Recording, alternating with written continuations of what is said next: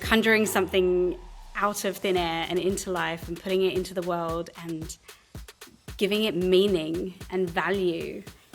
That is the kind of stuff that keeps me, up at night.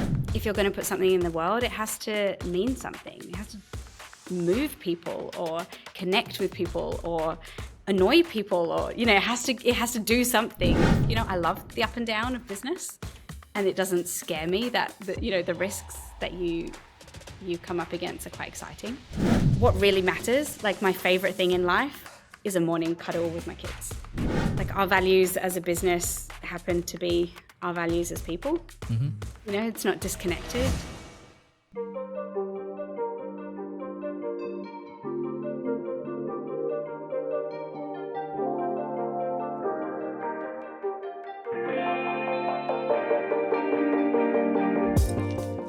All right, welcome back to the Quest for Success podcast, and thanks so much for tuning in once again. Today, we're incredibly excited because on the show today, we have Becca from Mustard Made. And for those of you who don't know what Mustard Made is, it's a very vibrant and fun locker company started by Becca and her sister, and it was that we've actually got some connection to them as well. So we're really excited to have her on the show today and chat about her story. Yeah, I remember meeting Becca. I can't remember how many years back. And about 7, I think. Yeah, it's about 7 to 8 years ago.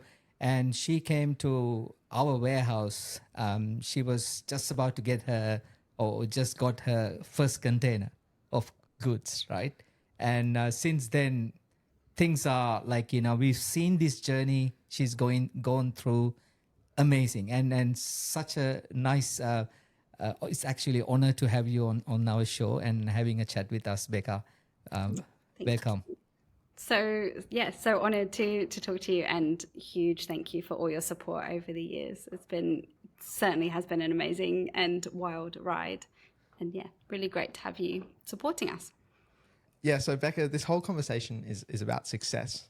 And so to start the conversation off, we really need to understand something pretty fundamental, and that is, what does success actually mean to you? Yeah, that is such a great question. And I think my idea of success may be a little bit different to some other people's. I think when I think about what really drives and excites me, it's getting to create things that didn't exist, and the problem solving and creativity that comes from, conjuring something out of thin air and into life and putting it into the world and giving it meaning and value. That is the kind of stuff that keeps me, up at night and gets me, up in the morning and brings me to work every day with a smile on my face. So I very much feel like I get to do that in my day-to-day life, which I think that means I'm at a point where I feel successful. I'd like to think that success isn't something that's out there, because, you never know how long you're going to be alive or what life might hold. So why not try and figure out what success can be today, not sometime in the future. So Becca, we want to really understand your story. Sounds like creating things and creating impact is what's your success. So we want to really understand the story behind Mustard Made. And how did you come up with a very colorful idea, locus? Yeah. My journey was very much kind of made it up as I went along. I did a lot of traveling when I was young, studied a conceptual art degree. I really had no obvious path into business as such. I just kind of followed my heart and did the things that excited me at every turn, which led me to living in Australia. And I started my own business selling jewelry, and then I saw a gap. I used to do a lot of markets, and I just saw this gap for something a bit more of a boutique market in the city where I live in Newcastle. So I started that, and through that process and through having this very small handmade business, I felt like I really learnt a lot about what makes a good business. I figured out that very small and handmade and reliant on my own two hands was not scalable. And it also wasn't what excited me, because as I said, I love creating new things, but once I'd made the product once, and then I'd made it 1,000 times, then I'd made it 5,000 times, I kind of didn't really want to keep making the product. It was more the initial ideation and the marketing around it, and transforming it into something that meant something to other people enough that they would purchase it. That was all the stuff that was really still keeping me excited. So I did that for about 5 years or so. And then I had my baby Ellis, my second son. And it was at that point where I kind of said, I don't know what the next year is going to look like. I've got this new baby and I'm just going to enjoy him, and I'm going to take some time off. And I wrapped up my event business and I wrapped up the handmade business. And I just said, I'm just going to leave some space and see what happens. And a month later, my sister Jess came over to meet Ellis, and we started talking about a business idea that we had, this idea to start a business together and what that could be. We hadn't quite figured it out. We had some ideas, one of which was mirrors, which I'm glad we didn't go into mirrors. As you would know, in shipping and logistics, like mirrors would be a bad idea. And so we had this kind of conversation, and I thought about the things that were a little bit, I guess that I really was passionate about that maybe other people wouldn't quite understand. And one of those things turned out to be lockers, because I had a bunch of vintage lockers that I'd found on the side of the road or in antique stores. And to me, they're the most beautiful furniture that I owned. They were all banged up and rusty, and, inside they didn't really have any shelving. You just kind of threw stuff in. But I loved them, and they just sort of sparked this idea that maybe we could do that but better. And Jess was like, oh, I don't know, I don't think I'd have that in my house. So I was like, just leave it to me. Like, I'm just at home with my baby, I'm going to do some research. And within a few weeks she was on board and convinced, and I spent the next year really working with Jess while she was in London and I was in Australia. Every morning and night we would just kind of catch up on her commute to work, and just started laying the foundations of what would become Mustard. So how did you manage to convince her? Because I remember telling me this story as well. She pretty much said no straight away, right, to locusts? Yes. Yeah, I think, she's got really great taste, and she always buys amazing things. She's a great shopper. And I think, it was kind of about, it was really about drawing. First I drew them, and then it was really when we went to China, we got on a plane with my baby and went and looked at the factories, and we had some of them make us samples. And I think that was really the moment where both of us were like, okay, I think we're onto something. Like, I really can see how this product is going to work in not just a certain type of home. Like, I love a lot of vintage things, but also a more modern home like hers. And it's the kind of versatility of the product, I think, that we both fell in love with at that point. So what did you make, what did you decide to do business with your sister?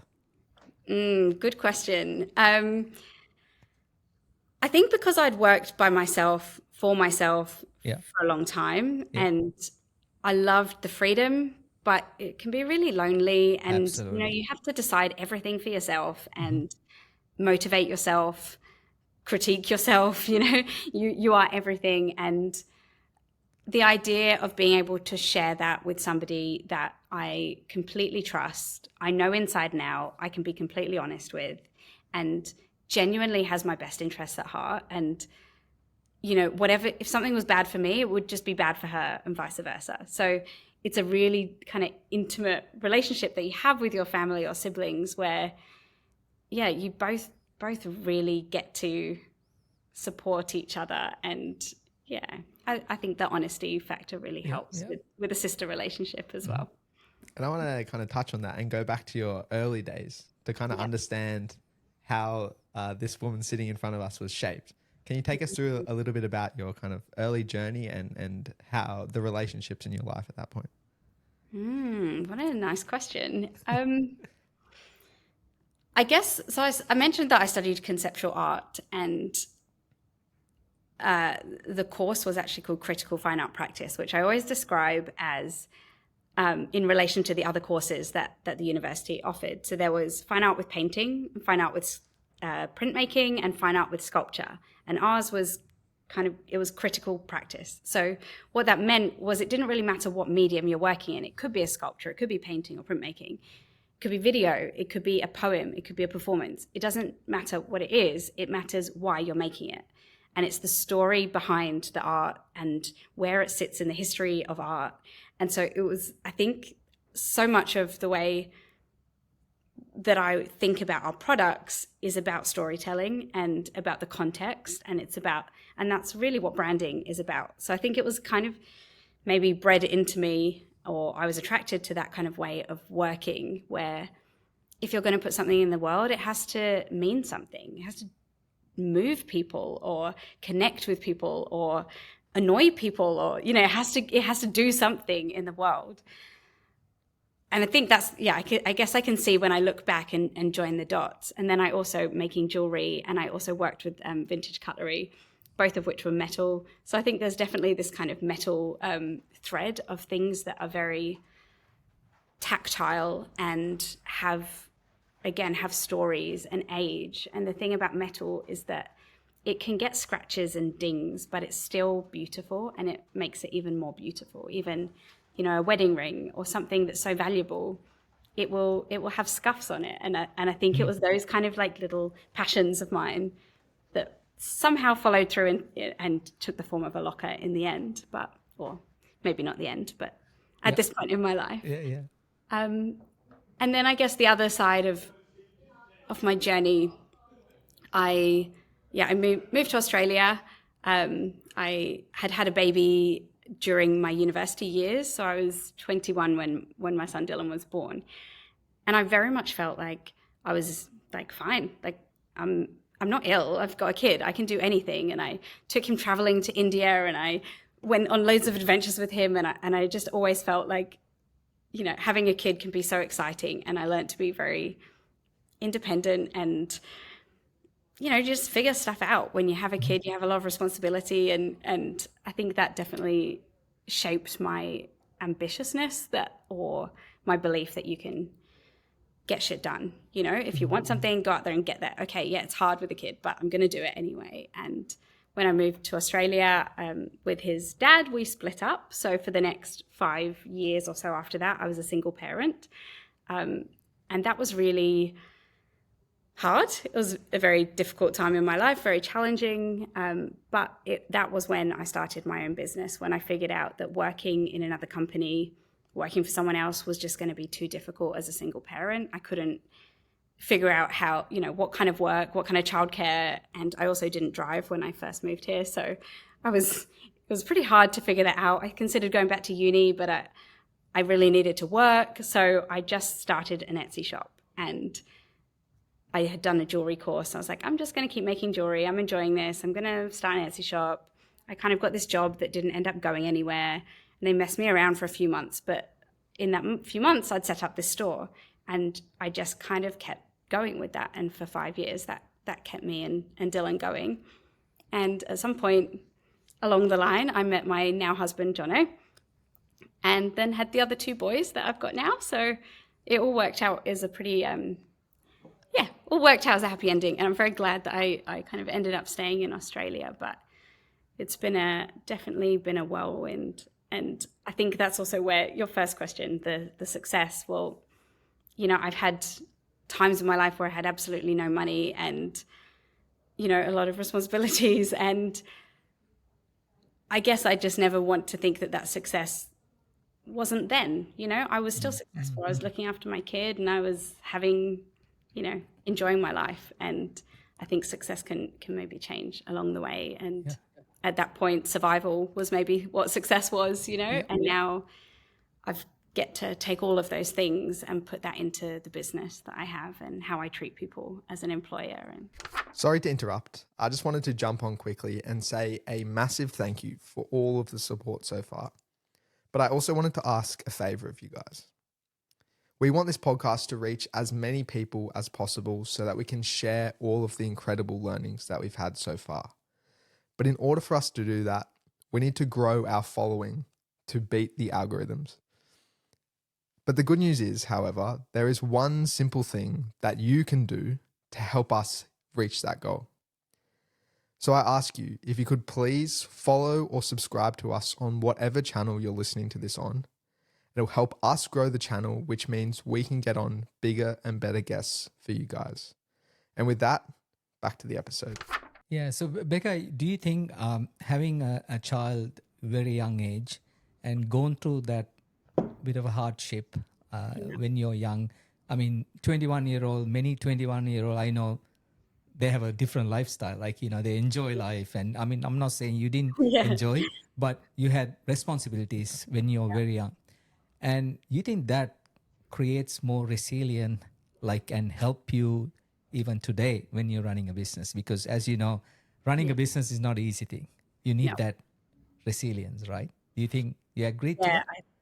I would definitely agree. I think being a parent at any age makes you learn to be resilient. It's not an easy thing to do, but definitely being young. And I think just being able to have the confidence to make my own rules, and say, yeah, okay, I've got a baby. So what? I'm still going to do things. I still have ambitions. I still am going to travel. I still would go to nightclubs with my friends. I still did the things that I wanted to do. You just have to find a way.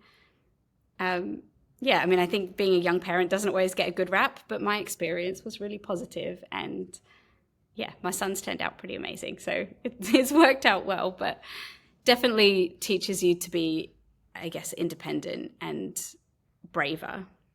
Yeah. And do you think that attitude was influenced by your mum? Is your mum similar to kind of how you in that time period? My mum's very brave and very, very much writes her own rules. She's a bit of a personality and a character. I think growing up, both of my parents were quite entrepreneurial. My mum had a lot of mental health challenges. So for a large part of my life, she was either working a lot or not working at all. So there was a lot of up and down in my childhood, which again, I think led to a lot of resilience in my own life. And kind of in some ways craving that in my life. I love the up and down of business, and it doesn't scare me that the risks that you come up against are quite exciting. But at the same time, also craving some stability, because that's maybe what I was missing as a kid. So probably a bit of both. In that. I think with your parents, you sometimes go one way or the other. Yeah. So, and then my dad was very entrepreneurial. He was in marketing for a long time, and then found a bit of a niche and set up his own business that is a kind of independent adjudicator for promotions and competitions. Nice. So somewhere between the legal side and the marketing side, and making sure that things are done fairly. And he works at a very global scale. So he's been a really big support. And I think just having two very sort of interesting creative parents who are proud of Jess and I has been one of the joys, I suppose, of Mustard is making our parents proud of us. Yeah, so I guess you had some exposure to business young age, and that actually helped for you to do what you're doing. So Becca, I just want to talk a little bit more about your business. What are some of the biggest challenges that you had while you're doing your business over the years? Yeah, I think early on, the logistics side was probably the biggest mountain. And I'm pretty sure you know the story, but when I first pictured how we were going to run Mustard, my idea was that I would put a big container in my garden and I would dispatch everything from there.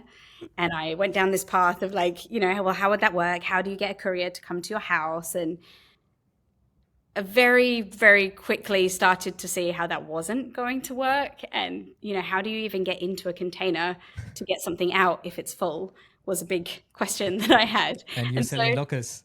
Yeah, I mean, and they're big and they're heavy, and I kind of, you can't just lift one, you need a forklift. Yeah. And so very quickly I started to see that this, big idea that we had for furniture came with a lot of problems that were very unsexy to me, Talking about dimensions of boxes it just wasn't my thing.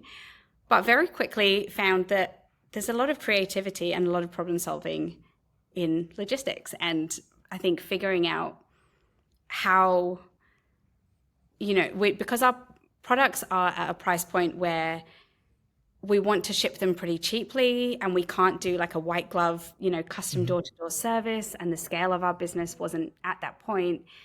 But also people don't want to pay, they don't want to pay for that, but our products aren't small enough to just fit with going with Ozpost. So we felt like we've always been a little bit somewhere in between, and figuring out, just literally how to make that work, how to make it seamless and integrated, how to charge customers, particularly in a country like Australia where it's just, varies so enormously from region to region or state to state. So I think that was probably the main thing that we spent time thinking about in the first year.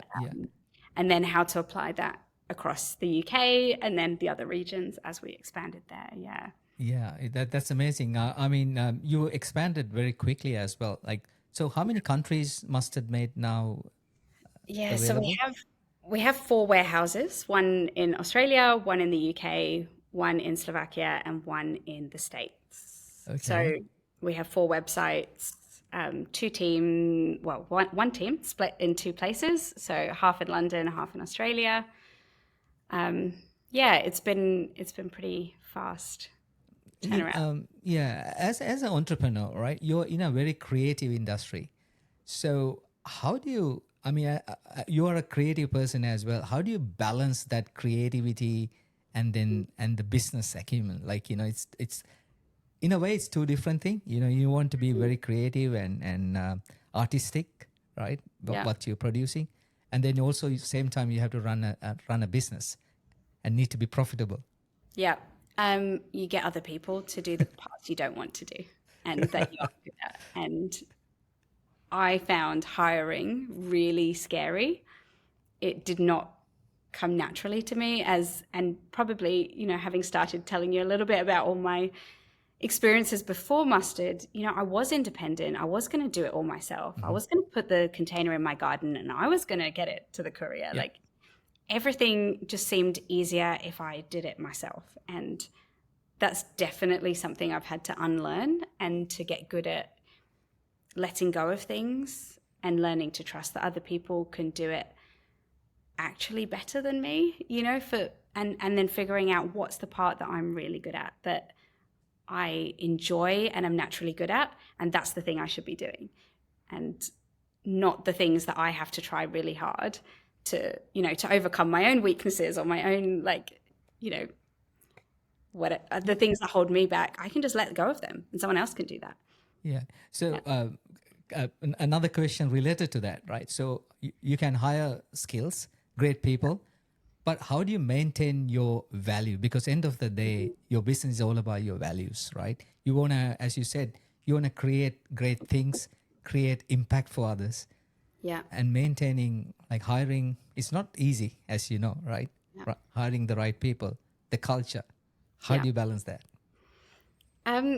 It's a part of business that I really enjoy, actually. And partly thinking back, the feeling like I couldn't figure out how to work as a parent was really hard. And I've never really worked in a proper company. I had, jobs in restaurants or in an art gallery or things like that. But then I started working for myself. So I've never really had much to compare it to. So I love asking other people, how do you do this at your workplace? How does your company do this policy? Or, I find it so fascinating because I haven't really got anything to lean on from experience. And I think maybe sometimes that naivety or that lack of experience means that I can throw out ideas and try things that feel authentic and true to our business and our team culture that maybe other people wouldn't do or wouldn't think of. So I like being that voice as part of the team, but also then we hired a head of people in HR, and having an expert also is really helpful because there's a lot of legality and things that you do have to do. So I think, that's been really nice this year, to feel like we've really grown up as a business and can really look after our team. But I think the main thing in terms of creating the culture that you want is to walk the walk, is to practice it, to come in every day with those things, you know, in your mind, and to demonstrate them and to talk about them and to reflect on them and to bring that language into your daily conversations with people. I think it helps that, like, our values as a business happen to be our values as people. You know, it's not disconnected. It's not disconnected from what I want out of life and what I want my team to have in their lives. So yeah, it's Makes really it easy because you don't have to pretend. You're just living your life and then bringing everyone else along the journey with you. Yeah, you just have to be the best version of yourself. Live your best Absolutely. life, and, you know, share that with everyone else. So yeah, I think that's probably how we do it here. And like, if you were to put yourself back in your shoes when you started this, did you ever think you'd be where you are today? Absolutely not. That's an easy question to answer. Yeah, in that year where I had just had Ellis and we were kind of fleshing out the plan for launching Mustard, I did a business course, and as part of that I had to do a 2-year projection, and it all went out the window in the first week. It was way off where we were a week in, and I think that just shows how, you know, how small and niche I thought the business could be. And I really thought that it was just about building something that was big enough to support me and my sister and my baby. That, you know, and I guess at that point we had our husbands, but you know, it was just us. You know, it was very small, the way that we pictured it, and very quickly we were shown that wasn't what, you know, the potential for Mustard was so much more. And yeah, I think I was describing to someone the other day that I think that we've been so fortunate that things have gone well for the business, and I see it a little bit like having a child that turns out to be like a chess genius, and your job is just to bring out the best in it, to give it the resources it needs to get it to the games, you know, on time, and to do all the logistics to make sure that it can flourish in the way that it deserves to, because it's got so much potential.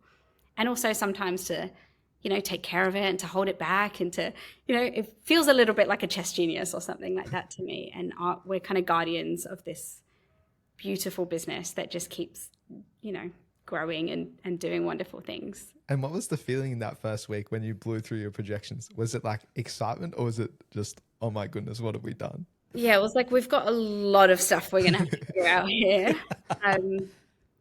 Yes, it was definitely challenging, but that, I think, so much excitement. It was like, great, you know, people do want these products. I think we're onto something. Like, what's the next thing? You know, how are we going to figure that out? But I definitely did not imagine being where we are now. In fact, the office that I'm in, we moved in here a couple of months ago, and I remember coming into this space for an event at least 12 years ago and thinking, this is my dream office. And You're living the dream now. yeah. And I never, you know, I was like, it had just been like stored in my mind. It's this really cool place in a good bit of town. It's like a big warehouse, and somehow, we've ended up exactly where I wanted to be. Yeah. And I know you work with your sister, but you also mentioned your husband's there as well. And I know they're part of the business as well. How do you go about working with family and like keeping the balance between the two? Well, yeah, it's very interesting, you know, the four of us and the dynamics of working, not just with your sister, but your husband and your brother-in-law, and, you know, our different, you know, the different loyalties that you have. Like, I really love my sister, but also I need my brother-in-law to look after my sister, and sometimes he needs to tell Jess what to do, and, you know, and then my husband, like, sometimes I have to tell him what to do, or my sister has to tell my husband what to do. And so there's it's this kind of cross of different dynamics going on there. I really enjoy it. I think, again, you know, it's very similar to what I said to Jess, someone that you love and trust and has your best interests at heart and knows you. And I think a big part of what we do for each other is protect each other you know, and say when you need to go home, you need to stop working, or it's okay. Look, I know that you're really deep in this, but tomorrow you need to come in later, and, you know, or babe, I got your lunch, you need to eat something, you know. I think there's a lot of that, of like just caring for each other in a way that a colleague wouldn't normally. Yeah. I think running a business is so, you know, when it's something you're passionate about, you eat and sleep and breathe and everything, your business, and being able to share that with somebody who really understands and cares as much, or if not more than I do, means that I never have to, you know, feel sorry for that. I never have to feel bad. I think if anything, we're usually like fighting over who gets to work more. And we're like, okay, you know, you have to look after the kids. One of us has to. So yeah, it's that kind of dynamic between us where we really get that we both are so passionate about something, and we really share the family load a lot. Like he does a lot of the cooking and I do a lot of the cleaning or whatever it is. You know, I think we share pretty evenly the work and the family dynamic. And I think that it'd be very hard to have a job like mine without a really supportive partner. So yeah, Becca, it's amazing, right? Very first day I saw you, you had that amazing smile, and I guess that came with excitement of all the things happening, and it's continuous. I can see that excitement. I think you build more than a business. It's like, you know, as you said, when you're working with your family, business become part of life, right? Integrated into your life. But more than business, you actually create a brand. And I was at Dimex bookshop other day looking for some books to share with my team, and I came across this book. So it's like brand to business, and I thought, this is exactly what I want to talk about to my team. And then I flicked through a few pages. Here we go, mustard brain, right? And actually almost came tears to my eyes, because I know your story, and being part of your story, you know, is feel like, wow, I'm actually part of your business. That's how I felt, you know. So it's how do you maintain this, you know, like, so from a business to brand, it's a really good way of thinking, right? Like, so you never going through reading your this article, the interview that you had, you know, you always had this brand in mind, right? And you wanted to not creating a product, you want to create something that attached to people, like, you know, sentimental value. Can you take us through, you know, what's your initial thoughts when you're creating this? Yeah, I mean, I think it definitely goes back to the art school way of thinking, you know, and just imbuing things with meaning.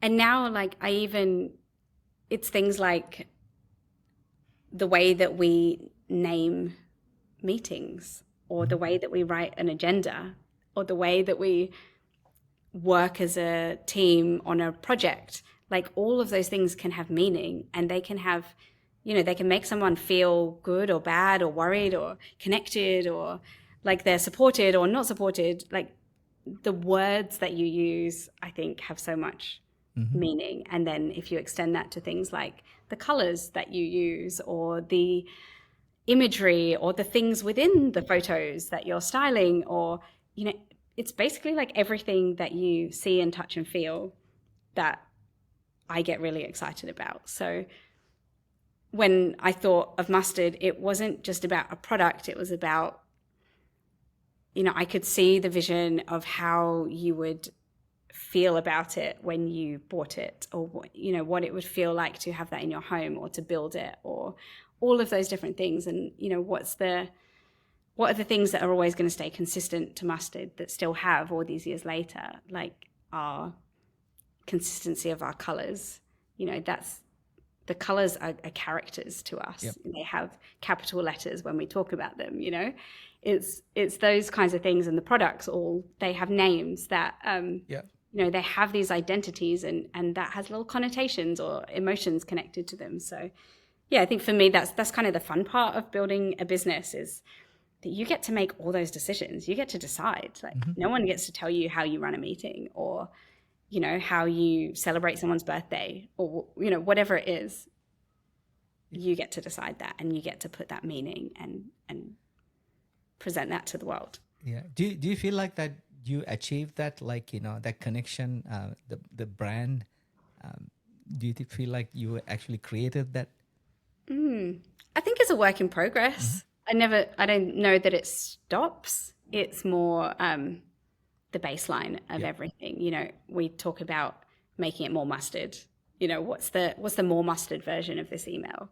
And the packaging, let's make it more mustard. Like, where do we put more personality or more meaning into it? So I don't think that's a one I could tick off. It's more just a constant evolution. Yeah. Why mustard?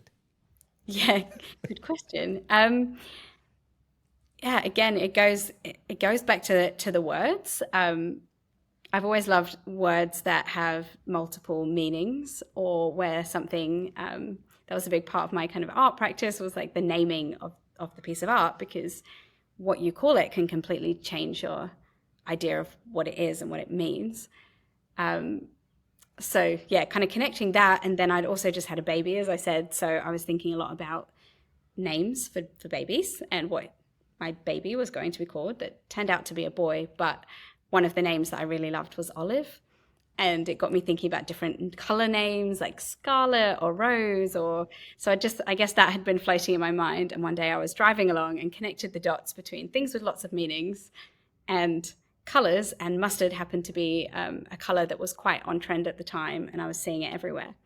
So if you join all those dots and then layer that with the fact that I had had a business with my name in it before, and I knew that I did not want my name on it because it felt like it had kind of hemmed me in, and I knew that this business had to be scalable and had to exist bigger than me. So I'd kind of ruled out anything with names in it or anything that said locker, because I didn't want to hem myself in, which is how I'd felt previously. And if you add that all together, and then I thought, well, if Apple can be called Apple and they sell all kinds of things, why can't mustard be mustard? And I want to, as a very creative person, I want to get your input. Do you think the world has become less creative? That's a good question. I mean, I'd like to think that with more time and money available and more, sense of like leisure time and free time, that we could use that time in a more creative way, like to make things or to, have hobbies, or even to, choose what clothes you wear, or the way that you go about your life more creatively. But then I guess on the flip side, we probably spend a lot of time just staring at our phones, watching other people do things. So that probably limits somewhat our like creative lives. But I suppose sometimes, a lot of the creativity that I do now is not like, I don't paint things. I don't really make things. It's ideas based. And it might look like I'm sitting at my desk, just doing work, but really I'm trying to process information. And that's probably one of the things I find most challenging now, is that as a creative thinker, I think you sometimes need to kind of incubate things. You need to sit on it.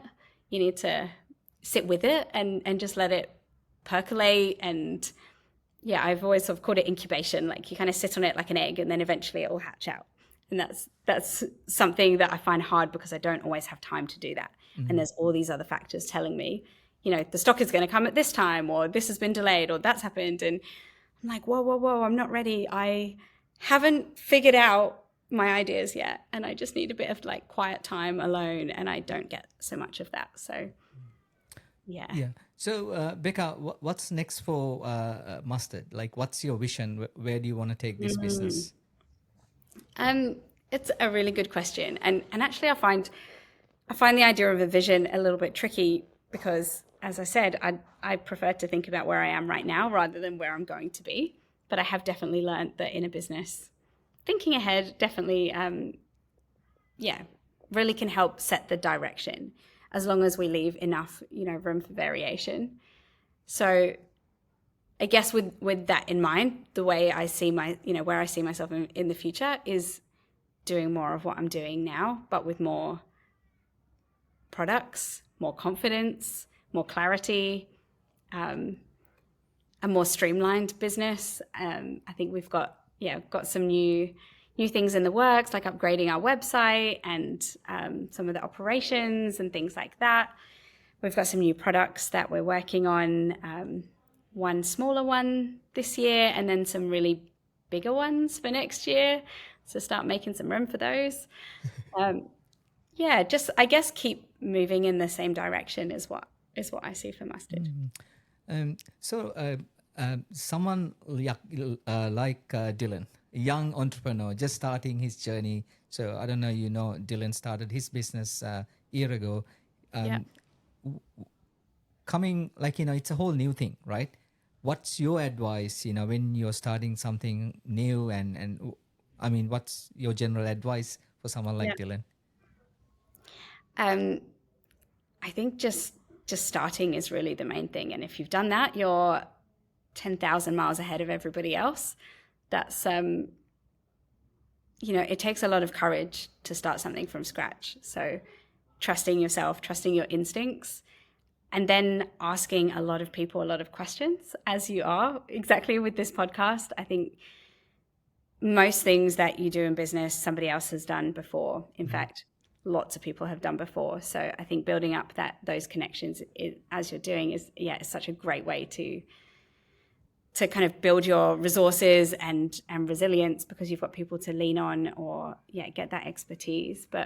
And then probably hiring people as well and not being scared of that, because that's really the kind of trigger that leads to growth. You can't, there's a limit if you only have one person of what you can do.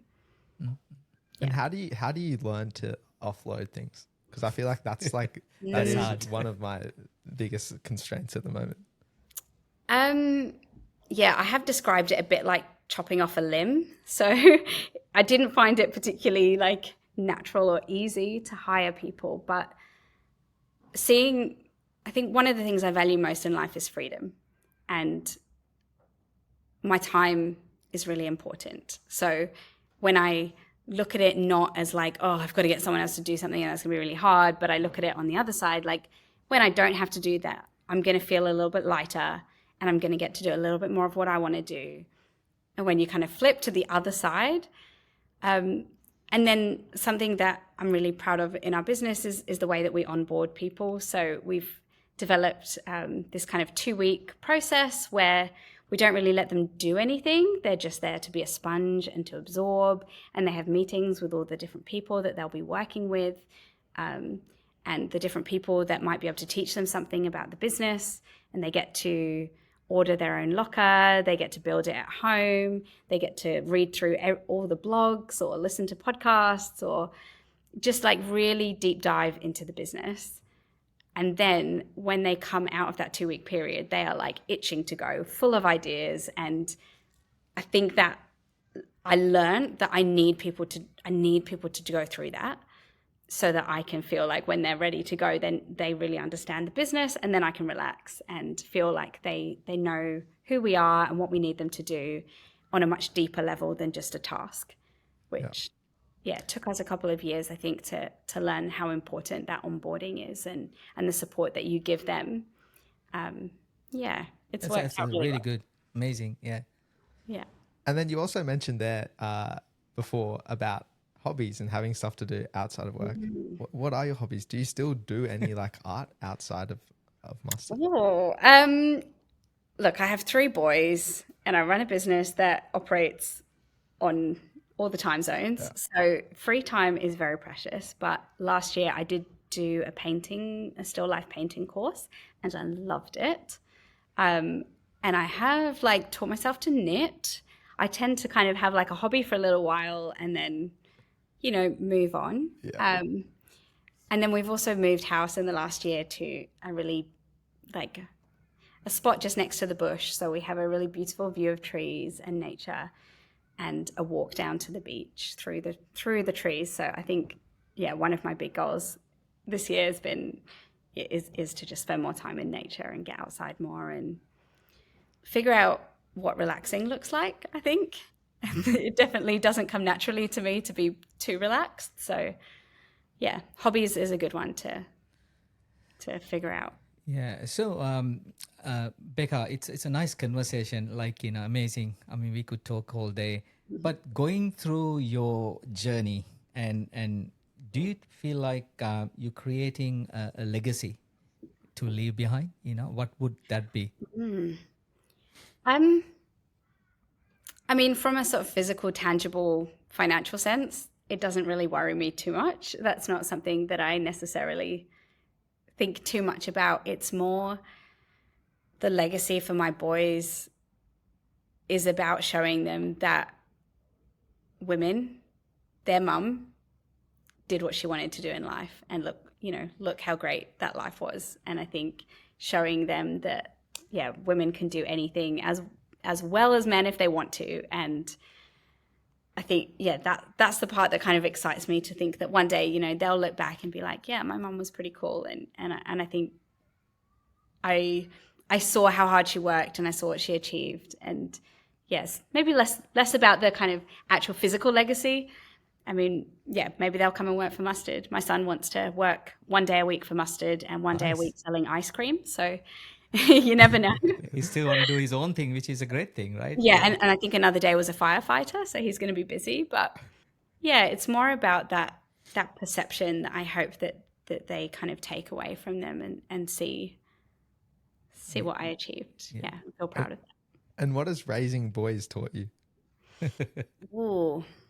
I mean, I'm working on the patience, so I can't say it's like I've quite learnt that lesson. It's an ongoing journey. To be more active and get out more, and the best thing when you have 3 boys is just to get out the house and go for a walk and go to the trampoline or go to the beach, or I guess it keeps me busy. And maybe I think there are maybe some differences between boys and girls, and I see my friends' kids that have girls, and they do tend to sit still a lot more and do nice coloring in, quieter.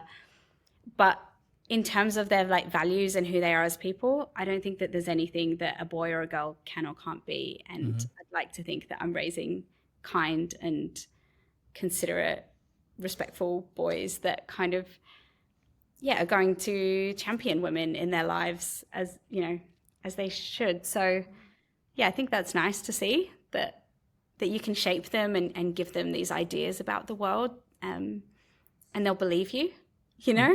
If you tell them these things, they'll go out into the world and believe you and show that. So yeah, it's definitely have my hands full, and because they're such different ages, they're all very different. So I guess that's really shown me that just what really matters, like my favorite thing in life is a morning cuddle with my kids. All right. And that means sometimes I'm late for work, or sometimes mornings don't go right. But just having that little bit of time to connect with them. And with my oldest son, sometimes that'll be late at night. Like we were watching the tennis together last night, and I could have gone to bed, but just have that 15 minutes or half an hour with him. And, those are the things that I think that kind of fill their cup and fill my cup as well. So Absolutely. yeah, sometimes it's not the big holidays. It's not the Disneyland. It's just taking that extra 10 minutes to have Little a cuddle things. in bed, or watch something with Dylan. It might not sound like a lot, but I'm sure they'll reflect back on it and remember it as some fun times. Yeah, I remember reading something about how there are games in life that you can win, but there are also games where there's no winning, and parenting, the only winning is just being there. It's just being there and being there and being there and being there. And there's no end to that. That is the prize. And I think that's kind of stuck with me, that, it's just those little things every day, just showing them that I'm there for them and enjoying that as best I can. Yeah. And do you feel any responsibility as, you are a role model for people as well, especially for a lot of young women. Business is not a very heavily women dominated space. And so you're kind of breaking that barrier down. Yeah. Do you ever think about that and kind of internalize that and feel a bit of a responsibility to achieve more? It feels like a constant surprise that people would say that. but I definitely have learned that whether or not I see it, it's true to other people. And I guess I enjoy being able to share what I've learned with people, and helping people to not feel so alone, because running a business, you can feel really lonely.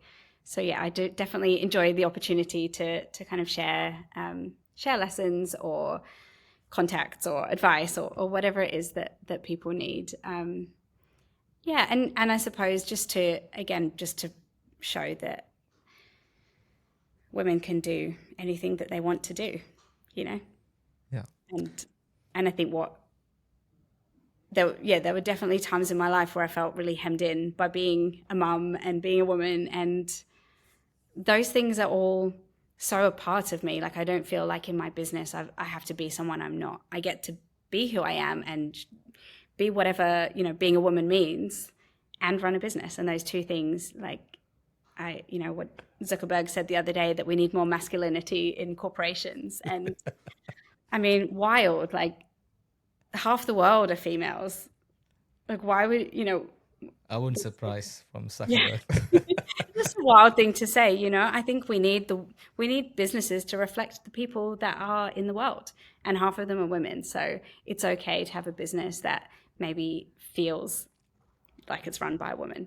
I think business need more understanding and kindness that you're talking about, right? More than the muscles, right? Like, I don't understand that logic. And business need to understand their customers and really empathize. End of the day, business is all about creating value, right? We need to really close to our customers to understand how we're going to create value, right? And I don't know how the being masculine gonna create any changes. Maybe he meant in a different way. Yeah, I'm not quite sure what he meant there. And in terms of speaking about role models, did you have any role models or mentors in your life that kind of helped you through this journey? Definitely, as I mentioned, my dad has been just a really supportive cheerleader in our lives. Like, it's really nice to have somebody that understands and gets what the journey is like. I think a lot of people with a lot of the decisions I've made in my life have been like, what?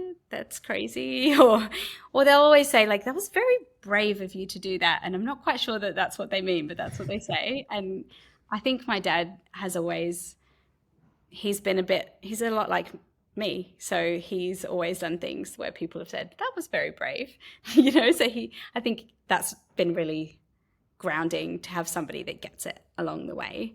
I definitely don't always see eye to eye with him, or like the advice he gives doesn't always apply. But just being able to, really bring those challenges to somebody that loves you and again has your best interests at heart, is incredibly valuable. And then outside of that, I guess I haven't really had a single person, but I've read a lot of books and sought a lot of inspiration over my whole life. So, finding those quotes or words or stories or a podcast that, you just something clicks. I don't necessarily believe in idolizing one person because everyone's, so complex and flawed and human. I don't think we need to necessarily put a single person on a pedestal, but maybe just it's more like a puzzle when you collect all the different pieces, and that builds up your worldview and your inspiration kind of database, Yeah, I mean, that's a very profound thing, and I think we'll kind of end on that note. But before we end, looking back on your journey, do you feel successful? I mean, after all this lovely conversation, I feel pretty pretty successful. Yes. You should. Yeah, I mean, I have a beautiful family. I have a house with a view of trees. I have a job that I love and enjoy and is full of surprises and challenges. There's no 2 days that are alike, and that's exactly the way I like it. And I think there's a lot of exciting things to look forward to, but some of those things are just, going home to my kids tonight is going to be really nice too. So yeah, I think why not call that success? Why not enjoy it now, Exactly. Yeah, I totally agree with you. And we both think you are incredibly 100%. successful, and that's why we wanted you on the show today. But throughout our conversation, I've been jotting down a few traits which I think have led to your successful life. So I want to share them with you. The first one is, I think it links to authenticity, but you're following your own journey. Like, as you said, being a young single mother, or just a young mother in that sense, you didn't worry about what other people thought about what you couldn't do. You didn't let that constrain you. And I think even throughout your entire journey, you've believed in where you wanted to kind of go, or just living in the moment, and you've just like followed that journey and not really let societal pressures kind of drag you down. The second one is, and it's one thing that I like, a really key takeaway for me is, it's like story driven products. And I think, it's kind of links to the branding part, I suppose, but it's more than just a product that you're giving people. It's the stories that it will enable them to have. It's the stories that's behind making them. It's the stories behind the little choices and things. And I think that's something so powerful, and potentially why people flock to your brand is because there's stories behind each of the products that you guys make. And then the next one is, you love a challenge. I'm pretty sure you specifically said it in there. You love the thrill of the up and down of business. And I think having that love, you've put yourself all in on the journey, and it's paid dividends, because by going all in, you've managed to have the success that Mustard has had. And I think that's something so special, just going all in and having the passion and drive to get it done. The next one is curiosity.